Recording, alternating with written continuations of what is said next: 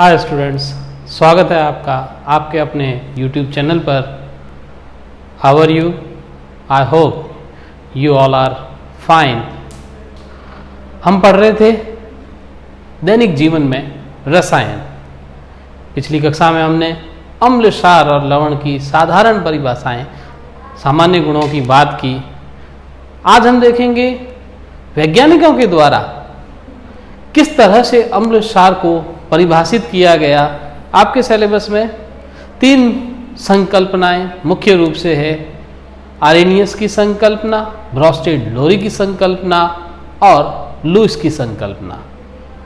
इसके आधार पर, क्योंकि हम कह सकते हैं, हमने कहा अम्ल स्वाद में खट्टे होते हैं, क्षार स्वाद में कड़वे होते हैं, लेकिन हर प्रयोगशाला में हम इसे चख कर नहीं देख सकते। कुछ घातक भी हो सकते हैं, स्वास्थ्य के लिए हानिकारक हो सकते हैं। किस तरह से इन्हें परिभाषित किया जाए, तो सबसे पहले हम देखते हैं आरेनियस की संकल्पना। आरेनियस की संकल्पना सर्वप्रथम सन 1887 के अंदर प्रस्तुत की गई और उन्होंने कहा कि अम्ल वे पदार्थ हैं जो जलीय विलयन में हाइड्रोजन आयन देते हैं, H+ आयन देते हैं। जो पदार्थ जलीय विलयन में अपघटित होकर हाइड्रोजन आयन देते हैं, अम्ल कहलाते हैं। और आरेनियस के अनुसार वे पदार्थ जो जलीय विलयन में अपघटित होकर हाइड्रोक्सिल आयन OH- आयन देते हैं, क्या कहलाते हैं? क्षार कहलाते हैं। जलीय विलयन की बात की, कल हमने कहा था अम्ल और क्षार दोनों ही जल में विलय है और उस आधार पर हमने प्रबल अम्ल, प्रबल क्षार, दुर्बल अम्ल और दुर्बल क्षार की बात की थी। आरेनियस में उसी चीज को बताया कि जलीय विलयन में अम्ल H+ आयन देते हैं और क्षार OH- आयन देते हैं। तो यदि हम देखें एक उदाहरण, हाइड्रोक्लोरिक अम्ल HCl का जलीय विलयन H+ और Cl- आयन में वियोजित होता है। और कल हमने कहा था वे पदार्थ या वे अम्ल जो जल में पूर्णतः आयनित होते हैं प्रबल अम्ल कहलाते हैं, और जो पदार्थ जलीय विलयन में पूर्णतः आयनित न होकर कुछ अवियोजित अवस्था में शेष रह जाते हैं, उसे हम दुर्बल अम्ल या क्षार कहते हैं। चूंकि HCl पूर्ण रूप से अपघटित हो जाता है, वियोजित हो जाता है, तो ये कैसा अम्ल है? प्रबल अम्ल है। वहीं एक दूसरा एग्जाम्पल यदि हम देखें, एसिटिक अम्ल CH3COOH, ये भी जल में अपघटित वियोजित हो जाता है। H+ CH3 COO- में H+ आयन दे रहा है, इसलिए ये क्या है? अम्ल है। लेकिन किस प्रकार का? तो ये दुर्बल अम्ल है, पूर्णतः वियोजित नहीं होता है। यदि हम क्षार का एग्जाम्पल लेना चाहें तो सोडियम हाइड्रोक्साइड का जलीय विलयन Na+ और OH- में अपघटित होता है, और ये किस प्रकार का है? तो ये प्रबल क्षार है। क्यों? क्योंकि यह जल में पूर्णतः आयनित होता है। तो ये संकल्पना प्रस्तुत की गई आरेनियस की। मुख्य आधार हाइड्रोजन आयन और हाइड्रोक्सिल आयन। क्या होता है जलीय विलयन में? ये हाइड्रोजन आयन जल के साथ अभिक्रिया कर लेते हैं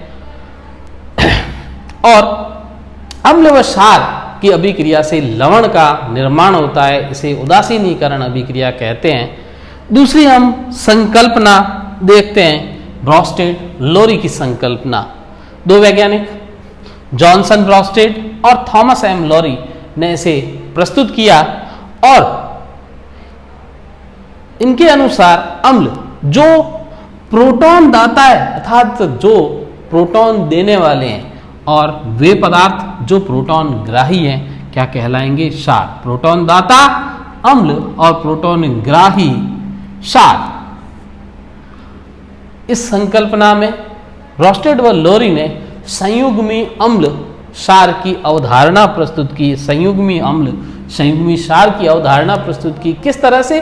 तो उन्होंने कहा जो प्रोटॉन दाता है वे अम्ल है, और जो प्रोटॉन ग्राही है वे क्षार है। यदि हम एक एग्जाम्पल में देखें, ये जैसे H, इसका एक प्रोटॉन हम माने HA और B, इसका प्रोटॉन जब निकल जाएगा, जब ये H प्रोटॉन दे दिया इसने, तो ये अम्ल है। क्यों?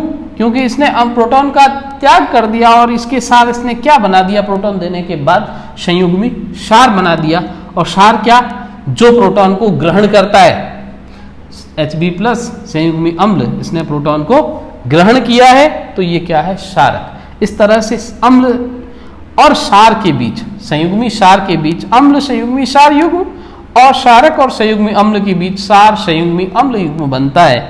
इसी यदि हम रियल एग्जाम्पल देखें, H2O जल, NH3 अमोनिया के विलयन में का यदि विलयन बनाया जाए तो जल प्रोटॉन का त्याग करता है, अर्थात जल यहाँ क्या है, जल चूंकि प्रोटॉन का त्याग कर रहा है, ये अम्ल है और अम्ल प्रोटॉन का त्याग करके हाइड्रोक्सिल आयन बना रहा है, जो क्या कहलाएगा, संयुग्मी क्षार कहलाएगा।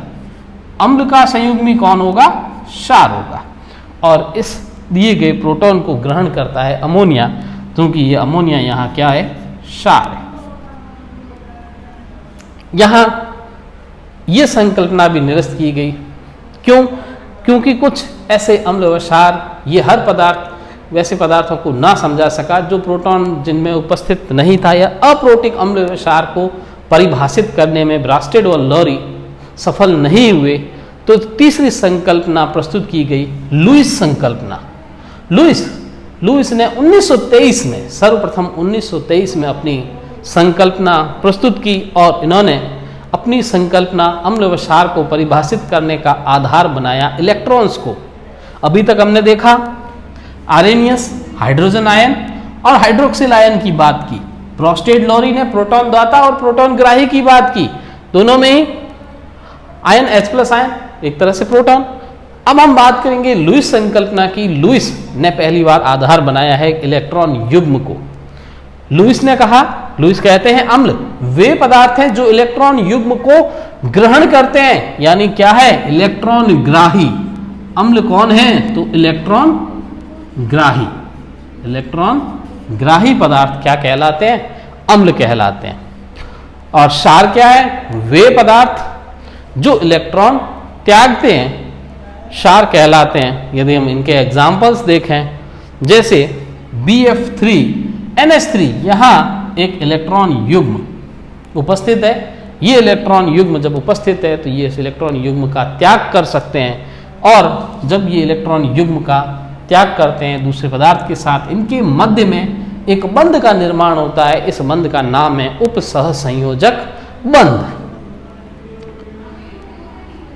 तो इस तरह से हम कहें कि लुईस के अनुसार अम्ल कौन हो सकते हैं, या लुईस अम्ल कौन हो सकते हैं। जैसा हमने कहा, इलेक्ट्रॉन युग्म ग्रहण करने वाले। ग्रहण कौन करेगा, जिसके पास इलेक्ट्रॉन की कमी है, अर्थात धनायन, वो इलेक्ट्रॉन का त्याग कर चुका है, अर्थात इसमें अभी इलेक्ट्रॉन की कमी है, धनायन हो सकता है। या वे यौगिक जिनका अष्टक अपूर्ण है, जिनका अष्टक अपूर्ण है, वो क्या कहलाएंगे, लुईस अम्ल कहलाएंगे। और जिनके पास इलेक्ट्रॉन युग्म उपस्थित है, या कह सकते हैं ऋणायन, क्या कहलाएंगे, लुईस क्षार कहलाएंगे।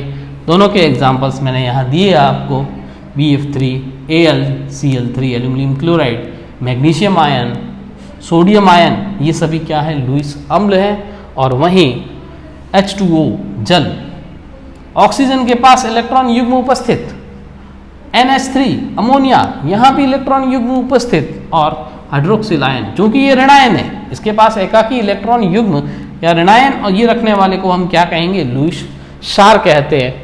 इस तरह से अब हम कह सकते हैं आरेनियस, ब्रास्टेड लॉरी और लुईस संकल्पनाएं, इन तीनों के रूप में हम कह सकते हैं कि आवश्यक नहीं है कि केवल H+ का त्याग करने वाले या प्रोटॉन दाता अम्ल हैं या क्षार हैं।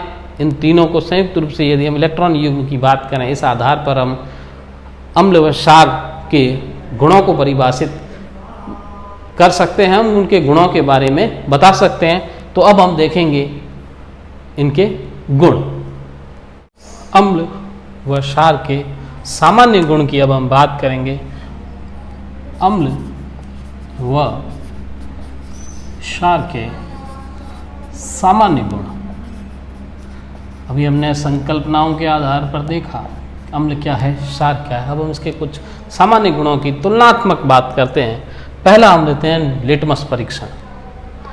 अम्ल नीले लिटमस को लाल रंग में परिवर्तित कर देते हैं और क्षार लाल लिटमस को नीला कर देते हैं। दूसरा इसका गुण अम्ल व क्षार के लिए धातुओं से क्रिया। अम्ल धातु से अभिक्रिया कर लवण और हाइड्रोजन गैस उत्पन्न करते हैं।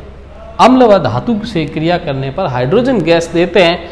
एग्जाम्पल के रूप में हम देख सकते हैं जैसे सल्फ्यूरिक अम्ल H2SO4 की जस्ता या जिंक के साथ जो अभिक्रिया करवाई गई तो ZnSO4 एक लवण और हाइड्रोजन गैस की उत्पत्ति होती है, हाइड्रोजन गैस मुक्त होती है। वहीं यदि हम बात करें क्षार की धातु से अभिक्रिया होने पर आवश्यक नहीं है कि सभी क्षार हाइड्रोजन गैस उत्पन्न करे, लेकिन यदि हम सोडियम हाइड्रोक्साइड की अभिक्रिया जिंक से करवाएं तो यहाँ Na2ZnO2 के साथ हाइड्रोजन गैस उत्पन्न होती है, लेकिन मुख्य बात कि सभी क्षार हाइड्रोजन गैस नहीं बनाते हैं। ये इन दोनों के मध्य एक अंतर है।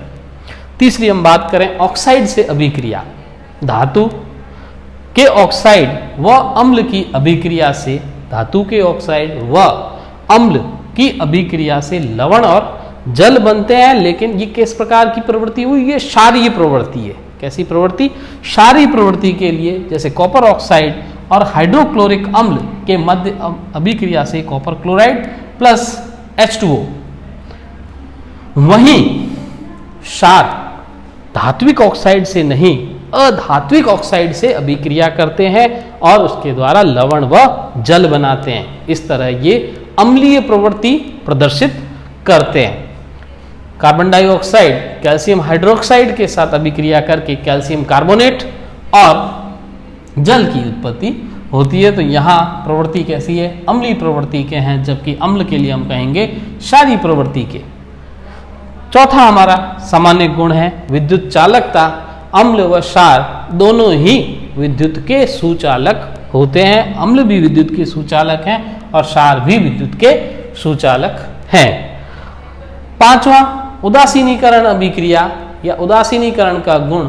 अम्ल व क्षार को मिलाने पर ये अपना उदासीन हो जाते हैं और अपना गुण खो देते हैं। अम्ल व क्षार की अभिक्रिया से लवण व जल बनता है। इस अभिक्रिया को उदासीनीकरण की अभिक्रिया कहते हैं। इस अभिक्रिया को उदासीनीकरण की अभिक्रिया कहते हैं और ये एक ऊष्माक्षेपी अभिक्रिया है। इसके बारे में हमने कल भी पढ़ा था। आई होप आपको आज हमारे द्वारा पढ़ी गई संकल्पनाएं अम्ल व क्षार के सामान्य गुण समझ में आए होंगे। इससे आगे का टॉपिक हम कल पढ़ेंगे, लेकिन अभी तक आपको किसी भी प्रकार की समस्या हो तो आप कमेंट बॉक्स के माध्यम से मुझसे पूछ सकते हैं। आपकी समस्या का जरूर समाधान होगा। और यदि आपको मेरे द्वारा ली जा रही क्लासेस समझ आ रही है, पसंद आ रही है, तो इसके नोटिफिकेशन प्राप्त करने के लिए आप मेरे चैनल को सब्सक्राइब, लाइक और शेयर जरूर करें ताकि अधिक से अधिक लोग इससे लाभान्वित हो सकें। Thank you very much.